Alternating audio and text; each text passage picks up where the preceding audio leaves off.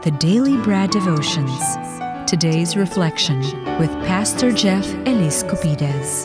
Oras natin mga kapatid, 8:53 at nandito na nga, TGIF, Friday na Pastor. Good morning. Yes, Cham, bilis ng panahon. Parang dati, bata ka pa lang. Biyernes Grabe. na ngayon. Bata morning. pa rin. Isip bata. Ay! Yan ang batang malilimutin. Oo, sobra. Kontakin mo yon yung kahapon, akala ko ay nung isang araw. Uy, pero bago natin pagsimulain si Pastor, may magandang balita tayo mamaya para kay Kuya Ray Ruel. Abangan niyo po. Uy, mamaya. Si Kuya Ray Ruel, Pastor, yung driver na nagsauli Yes. nung backpack na, di ba, hindi nga nag-overnight dito yung backpack, nakuha na rin po agad nung may-ari. So, tayo ay saludo sa mga kapatid natin na sabi nga ni Manong Ted, lumalaban ng patas everyday, kahit may pangangailangan sa pera, hindi natutukso. Di ba? Ang Amen. pinipili pa rin gumawa ng mabuti at maganda. Marami ngayon nakikinig sa atin ng mga taxi driver girl na ganong kahirap para kumita ho ng pera, no? As in, pag-uwi mo kay Mrs., pagbigay mo nung boundary mo naman kay Mrs., di ba? Yung pinagpagalan mo, yung kinita mo. Mabuhay po kayong lahat na ating mga kapanalig, kapatid na mga taxi drivers. Kuya Al Mendoza, good morning to you, Kuya Al. Siya rin po'y sumasaludo kay Tatay Ruel. Alright, Brad Jeff. Good morning again and see you tomorrow. Wala pa? Hindi. Ikaw din, makakalimutin ka na Pinangungunahan ko lang yung okay. see you tomorrow. Mamaya pa kasi yung pag natapos na si Pastor. Tatay Totoy, good morning po tatay. Ha? Good morning sa inyo. O sige, Yan, so Brad Tatay Jeff, Totoy. go ahead. Yes, happy viewing muna. Kahapon nga, nasa CLSU ako, Central Luzon State University. President Evaristo Abella, Doc, thank you so much for having me, for the warm welcome ng kanyang buong staff. Happy viewing din. Ito, Brad Ted, 90 plus na to, 92 I believe. Si Lola Dolores Tinio ng San Leonardo, Nueva Ecija. Lola Dolores, araw-araw ka naka-tune in. Thank you so much for tuning in. Yan, tapusin na po natin ang love series natin. Nakadalawang linggo po tayo dito and mahalaga po kasi dahil sabi nga, love makes the world go round. Okay, kung parang feeling mo minsan, masyadong nang mababaw yung definition ng pagmamahal, ano? Kaya 2 days ago nga sabi natin, parang bayad ba sa jeep yung feeling mo? Minsan, hindi nasusuklian. Yung patuloy ka lang nagmamahal, okay, nagpapatawad, gumagawa ng mabuti, pero parang hindi nasusuklian. Okay, basta patuloy mo lang gawin yan. Tulad ni Manong Ray na nagsauli ng bag. Ako'y naniniwala na hindi lang niya ngayon yung ginawa. Maring ngayon lang nalathala on a public level, pero I'm sure si Manong Ray, ugali na niya yan. Maliit na bagay, malaking bagay. So, Manong Ray, patuloy mo lang gawin yan. Dahil sabi sa Galatia 6:9, kaya huwag tayong magsasawa sa paggawa ng mabuti. Dahil sa tamang panahon, matatanggap natin ang ating gantimpala kung hindi tayo susuko. Huwag daw po tayong susuko sa paggawa ng mabuti. Hindi dahil may intensyon kang mabigyan ng Happy Anonymous, makakuha ng pabor, kaya ka gumagawa ng kabaitan, or makabawas sa tax, kaya ka nagdo-donate ng kung ano-ano, and then ilalathala mo para may tax ano ka and all. Or ang goal mo, masuklian yung ginagawa mong kabutihan.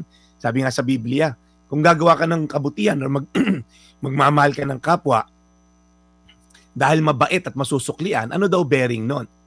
Kahit masasamang tao, ginagawa yun eh. Kahit drug lords, gambling lords, di ba? Kahit mga goons, mga corrupt na politician, ginagawa naman, nagmamahal. Pagka-lovable yung tao.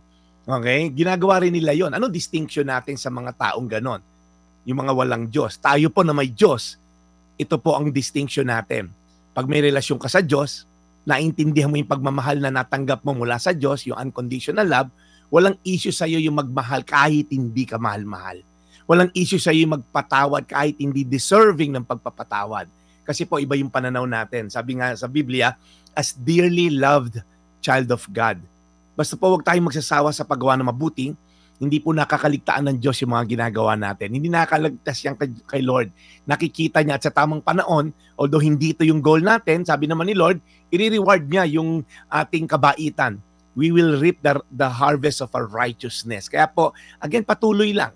Hindi dahil para may makuha ko kapalit. Hindi. Nakakuha na tayo ng malaking kapalit. Pinadala niya ang kanyang bugtong na anak upang mamatay sa atin at tayo naman ay heaven-bound na. Papunta na tayo sa langit. So hindi na po tayo umaasa pa dito sa lupa na sana mahalin ako, sana mapalitan yung pagmamahal ko. No, we just keep on doing good and loving others, forgiving others, overlooking offense because alam natin, lahat yun ay natanggap muna natin sa Diyos. Galatia 6:9, kaya huwag tayo magsasawa sa paggawa ng mabuti dahil sa tamang panahon, matatanggap natin ang ating gantimpala kung hindi tayo susuko. Panginoon, marami pong salamat sa reminder na ang paggawa ng mabuti ay hindi dahilan, Lord, para kami makakuha rin ng kapalit.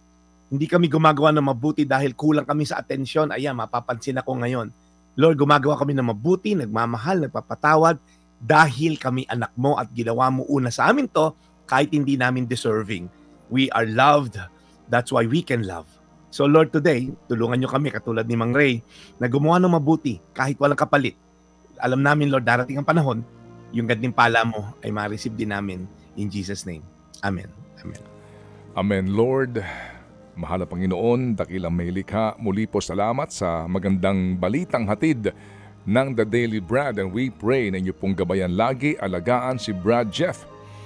Keep him safe and healthy sa araw-araw pong pagkikinig namin sa kanyang mga inihahatid po na mensahe at balita.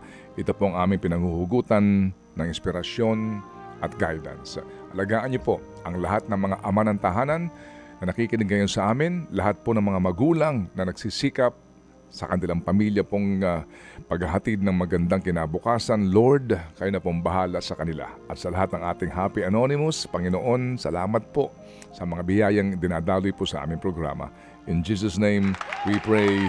Amen. Amen. Alam mo, Brad, very inspiring ha.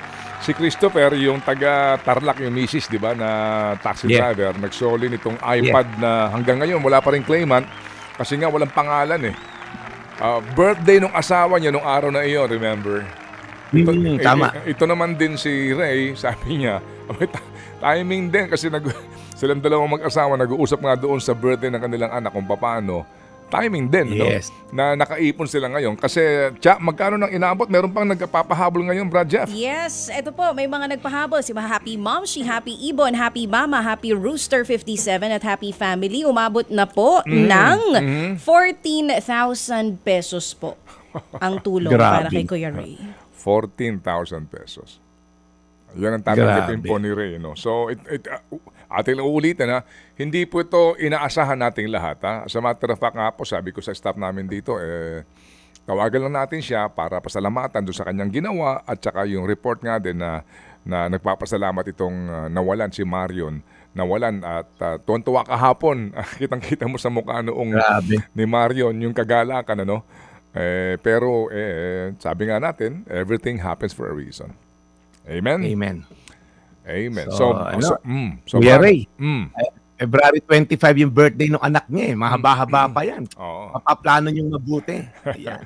Okay, sige. So Brad Jeff, meron ka bang event na maaari nating maimbitahan ang ating mga tagapakinig, ang ating mga suki, Brad Jeff? Yes, Brad Ted. Of course, as always naman po, pag Sabado, bukas yan, alas 4 sa Rebuild City Church po. Facebook at YouTube channels po yan. At pag Sunday, gusto nyo akong makita ng personal, magkapagkape-kape tayo, doon po yan sa Fairmont Hotel in Makati. Sa ballroom po yan, alas 10 po ng umaga. Mamaya naman, Brad Ted, ako yung speaker ng Infinite Graphics. Okay, so ako po inaatasang maging motivational speaker nila mamayang alauna. Makita-kita tayo dyan sa aking mga kapamilya dyan. Ayan, okay, maraming salamat. Well, good to know, Brad Jeff. Sa lahat din po ng ating mga kaibigan, ano po, kung nais nyo makontak si Brad Jeff, anong paraan, Brad? Well, Brad Ted, nagkalat naman ako sa Facebook at sa YouTube, sa Messenger, pastorjeff.ph lang po kung gusto nyo po ng may maging speaker sa inyong gathering or anything that you want to inspire your people with. Nandito lang po tayo. Huwag ka lang masyadong pakalat-kalat kasi baka mabagansya ka. Bagansya talaga? Wala nang bagansya ngayon. Wala na yan. Yung vagrancy. Vagrancy law, wala na ho. Tinanggal na po yun. Wala na po. So, safe ka na, Brad. Yeah. Okay. Brad Jeff, see you again on Monday. Have a good and productive weekend. Thank you. Okay, Brad Ted, last na lang, Ken Velasco at asawa ni President ng CLSU, Jella Patricia Abella. Thank you so much kahapon. Ito po yung Daily Brad, your daily dose of inspiration. Thank you, serving the people, Brad Jeff Elisco Pides. Ted Filon at DJ Chacha. Ngayon, nasa Radyo 5, 92.3 News FM. Monday to Friday, 6 to 10 a.m.